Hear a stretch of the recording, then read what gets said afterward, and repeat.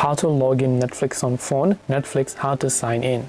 Hey everyone, welcome back to our channel. In today's video, I'm going to guide you on how you can log in Netflix on phone and how to sign in as well. So make sure to watch the video till the end. In order to basically log into Netflix on your phone and sign in, it's actually quite very simple to do so. All you have to do is first of all download the Netflix app, open it up, and then you're going to be able to see this type of interface. Now if you haven't created an account, you can tap on get started, but if you already have an account and that you want to log in, just tap the login option from the top right hand side. All you have to do is simply make sure to enter the email address that is associated with your Netflix account, then make sure to enter the password, tap on sign in. If your details are correct, you'll get successfully signed in.